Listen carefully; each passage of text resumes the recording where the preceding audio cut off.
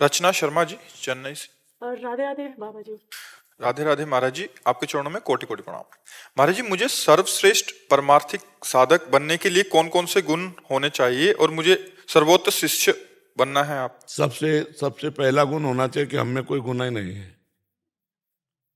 तृणादपि सुदीचेन तरोरिव सहिष्णुना अमानिना मान देन कीर्तनीया सदा हरि। पहला ये होना चाहिए कि मैं किसी योग्य नहीं हूं, यही होना चाहिए। पूरे जीवन भर इसी को ढकते चले आए हैं कि हम किसी योग्य नहीं हैं, भीख मांग के खाना, अकिंचन भाव से रहना, 1 रुपया पास नहीं, 1 इंच जगह नहीं, ऐसे जीवन। अब भगवान को प्रकाशित करना था तो वो प्रकाशित कर दिया। अगर यूट्यूब ना होता तो कौन जानता। भगवान को प्रकाशित करना था, कलयुग के यंत्रों का जमाना आया, देश विदेश बात फैल गई तो वो योग्यता दिखाई देने लगी। नहीं तो सदैव ढक के रखा जाता है, अपने सद्गुणों को ढक दिया जाता है। और सदैव जब वार्ता की जाती है की जाती है, मैं बहुत अधम हूँ, मेरे में कोई सद्गुण नहीं कि मैं आपको रिझा सकूं। प्रभु आप अपनी कृपा से रिझ जाओ और हो सके तो अपने योग्य बना लेना। मेरे में ऐसी क्षमता नहीं कि मैं आपको प्रसन्न करने वाले सद्गुण धारण कर सकूं, आप अपने योग्य बना लेना। तो बात सही रही। और अगर अपने में सद्गुण दिखाई देने लगे तो अहंकार आ गया, तो अहंकार आ गया तो सब दोष आ गए, फिर पतन हो जाता है। तो उपासक को चाहिए कि अपने में कोई सद्गुण है ही नहीं ऐसा वास्तविक दिखाई दे। सत्य कहते हैं, जब गुरु कृपा होती है ना तो अपने में सद्गुण नहीं दिखाई देते, क्योंकि अपना कुछ रह ही नहीं गया। अभी हृदय भगवान का, मन भगवान का, जीवन भगवान का, तो लगता है वो अपनी जगह में आके बैठ के बोल रहे हैं तो मेरा क्या सद्गुण है उसमें। वो अपना प्रभाव फैला रहे हैं तो मेरा क्या उसमें प्रभाव है तो उनका सारा प्रभाव। तो ऐसे रहता है। तृणादपि सुनीचेन, तृण ते नीच अपनुपो कहत, शुभ अशुभ न जानहि। अपने को तृण से नीच समझना सबसे बड़ा सद्गुण। और जहां दैन्यता होती है तो जैसे पानी कहीं छोड़ो वहीं जाएगा जहां निबान है, ढलान है, जहां गहरापन है, तो जो झुका हुआ है सारे सद्गुण वहीं आ जाते हैं।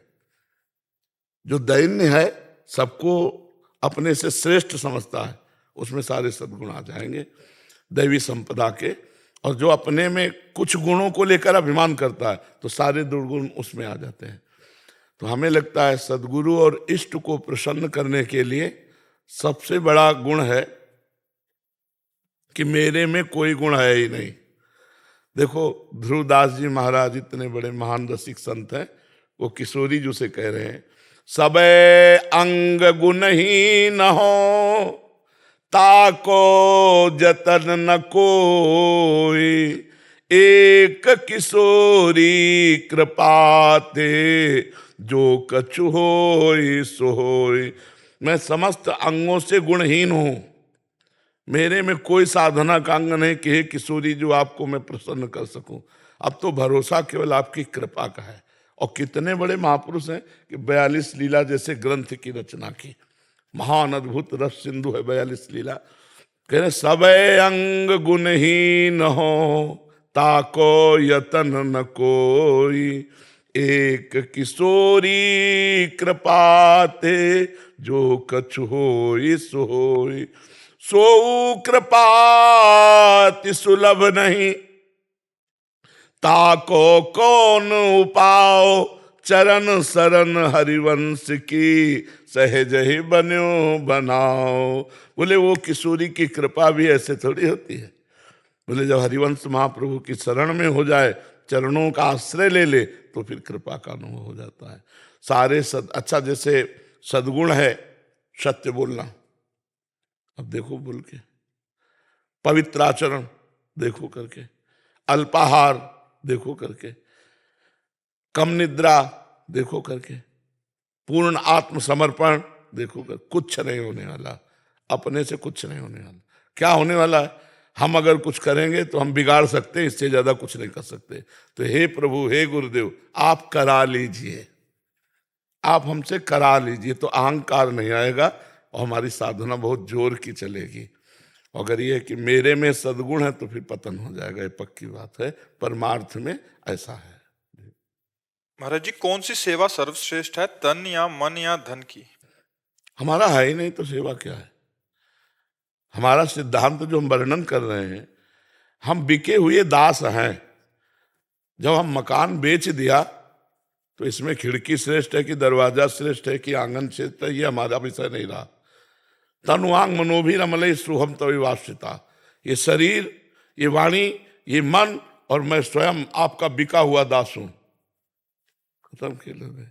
अब इसमें तारतम्य मिलाने की कि तन की सेवा श्रेष्ठ, कि धन की सेवा श्रेष्ठ, कि मन की सेवा श्रेष्ठ, न मेरा तन, न मेरा धन, न मेरा मन, मैं तो बिका हुआ दास हूं, इसमें श्रेष्ठ और लघु की बात क्या है?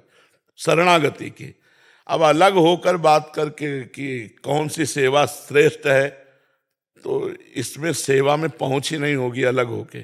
तन्मया से सेवा होती है, अलग होके सेवा होती नहीं। अपना धन मान करके प्रभु को दोगे तो 1 का लाख दे देगा वो, लेकिन मन प्रभु में नहीं रमेगा। तन से जो चेष्टाएं होती हैं वो सफल मानी जाती है जब मन वही हो जो हम सेवा कर रहे हैं। वो तो समर्पण से होता है, वो धन आदि से नहीं होता, वो समर्पण से होता है। तो समझ पा रहे हैं हमारी बात? वैसे ये बात अपनी कही, वैसे शास्त्रीय बात यह है कि तन और धन दोनों से श्रेष्ठ सेवा मानसिक होती है। पर मानसिक सेवा में प्रवेश तभी होता है जब शारीरिक सेवा की जाए। शरीर से खूब सेवा की जाए तो मानसिक सेवा में प्रवेश करने का अधिकार मिल जाता है, और मानसिक सेवा सर्वश्रेष्ठ है। पर ऐसे देखो, मानसिक सेवा कैसे करोगे? आंख मूंदो तो अंधकार दिखाई देता है।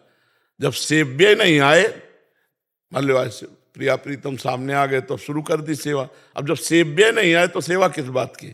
सर्वश्रेष्ठ सेवा मानसिक, द्वितीय सेवा शारीरिक, और तृतीय सेवा आर्थिक।